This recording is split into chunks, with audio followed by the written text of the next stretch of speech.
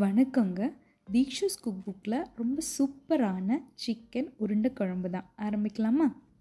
முதல்ல ஒரு 2 பீஸ் ப்ரெட்டை நல்லா டோஸ்ட் பண்ணி எடுத்திருக்கேன். இது எதுக்குன்னா, சாதாரண உருண்டை குழம்புல பொட்டுக்கடலை மாவு சேர்ப்பாங்க. அதுக்கு பதிலாக இந்த மாதிரி ப்ரெட்டு சேர்த்துருக்கேன். ஒயிட் ப்ரெட், ப்ரௌன் ப்ரெட் எதாக இருந்தாலும் பரவாயில்ல. ப்ரெட்டு நல்லா ஆறினதுக்கப்புறமா இந்த மாதிரி மிக்ஸி ஜாரில் சேர்த்து பொடிச்சு எடுத்துக்கணும். அடுத்தது ஒரு பெரிய வெங்காயம் கட் பண்ணது, கூடவே பச்சை மிளகாய் உங்கள் காரத்துக்கு ஏற்ற மாதிரி சேர்த்துக்கோங்க.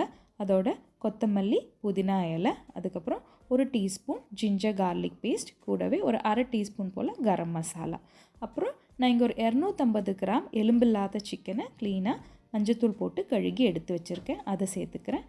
தேவையான அளவு உப்பு, அதோட நான் ஒரு டீஸ்பூன் பட்டர் சேர்த்துருக்கேன். இந்த பட்டர் சேர்த்திங்கன்னா சிக்கனோட டேஸ்ட்டும் ரொம்ப நல்லாயிருக்கும். அதே சமயம் நமக்கு உருண்டை பிடிக்கிறதுக்கும் ரொம்ப ஈஸியாக வரும். இதை பல்ஸ் மோடில் போட்டு ஒரு 4-5 டைம் அரைச்சா கரெக்டாக வந்துடும். இப்போது இது நல்லா அரைஞ்சாச்சு. இது ஒரு பாத்திரத்துக்கு மாற்றிட்டு கையில் நல்லா கொஞ்சம் எண்ணெய் தடவிட்டு அதுக்கப்புறமா நம்ம இந்த மாதிரி உருண்டை பிடிக்க ஆரம்பிச்சிடணும்.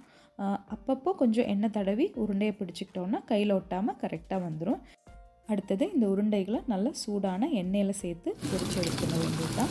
கொஞ்சம் மிதமான தீயிலேயே வச்சுட்டு ஒரு 5 நிமிஷம் கிட்ட அந்த மாதிரி 2 பக்கம் திருப்பி நல்லா இதை பொரிச்சு எடுத்துடணும்.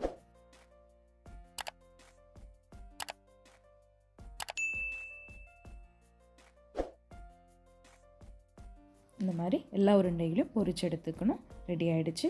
அடுத்தது இந்த குழம்புக்கு ஒரு பேஸ்ட் ரெடி பண்ணணும். அதுக்கு நான் இங்கே கொஞ்சம் ஆயில் எடுத்திருக்கேன். அதோட கொஞ்சம் இஞ்சி, கூடவே பூண்டு சேர்த்துட்டு ஒரு 2 நிமிஷம் வணக்கிட்டு இதோட நான் ஒரு பெரிய வெங்காயம் கட் பண்ணியிருக்கேன், அதை சேர்த்துக்கிறேன். கொஞ்சம் வணக்கினதுக்கப்புறமா கூடவே ஒரு தக்காளி அதையும் சேர்த்துருக்கேன். அதோட தேவையான அளவு உப்பு சேர்த்து இதை நல்லா வணக்கி எடுத்துக்கணும். தக்காளி நல்லா வெந்து உடையிற மாதிரி நல்லா வணக்கி எடுத்துக்கணும். நல்லா ஆறுனதுக்கப்புறமா மிக்ஸி ஜாரில் சேர்த்து இந்த மாதிரி அரைச்சி எடுத்துக்கணும். ரொம்ப மையாக இல்லாமல் கொஞ்சம் கொரகொரப்பாகவே அரைச்சிக்கலாம். அடுத்தது குழம்பு பண்ணுறதுக்கு இங்கே எண்ணெய் காய வச்சுருக்கேன். இதோட பட்டை, கிராம்பு, ஏலக்காய் சேர்த்துக்கிறேன். கூடவே கொஞ்சம் சீரகம். இது பொரிஞ்ச உடனே இதோட அரைச்சி வச்ச வெங்காயம், தக்காளி பேஸ்ட்டு அதையும் சேர்த்து இந்த எண்ணெயிலே ஒரு 2 நிமிஷம் நல்லா வணக்கி விட்டுறணும். இதோட ஒரு 1/4 டீஸ்பூன் மஞ்சத்தூள், 3/4 டேபிள் ஸ்பூன் மிளகாய்த்தூள், அதுக்கப்புறம் 1 டேபிள் ஸ்பூன் மல்லித்தூள் எடுத்திருக்கேன். நீங்கள் உங்கள் டேஸ்ட்டுக்கு ஏற்ற மாதிரி மசாலா அளவுகளை கூட்டி குறைச்சிக்கலாம்.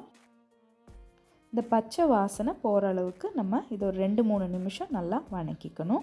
அதுக்கப்புறம் நான் இதில் கொஞ்சம் தயிர் சேர்த்துக்கிறேன். இது புளிப்பு ரொம்ப கம்மியான தயிர்.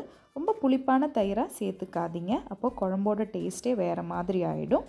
தயிர் சேர்த்துட்டு இதை நல்லா மிக்ஸ் பண்ணி விட்டுட்டு இந்த தயிர் இந்த மசாலாவோட நல்லா சேர்ந்து வெந்து வர அளவுக்கு நல்லா மிக்ஸ் பண்ணிக்கணும். ஒரு 2-3 நிமிஷம் ஆகிடும். அடுத்தது இந்த குழம்புக்கு தேவையான அளவு தண்ணி சேர்த்துட்டு இந்த மசாலாவை நல்லா கலக்கி விட்டுறணும். இதோட ஒரு அரை டீஸ்பூன் கரம் மசாலா, அதுக்கப்புறம் கொஞ்சம் கூட உப்பு சேர்த்துருக்கேன்.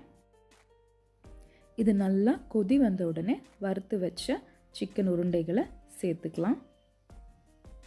இது சேர்த்துட்டு மூடி போட்டு ஒரு 8-10 நிமிஷம் வரைக்கும் லோ ஃப்ளேமில் அப்படியே வேக வச்சிடணும். இப்போ இது ரெடி ஆயாச்சு. நல்ல திக்காக கிரேவி வந்திருக்கு. இப்போது கொஞ்சமாக மல்லித்தலை தூவிட்டு நம்ம இதை இறக்கிட வேண்டியது தான்.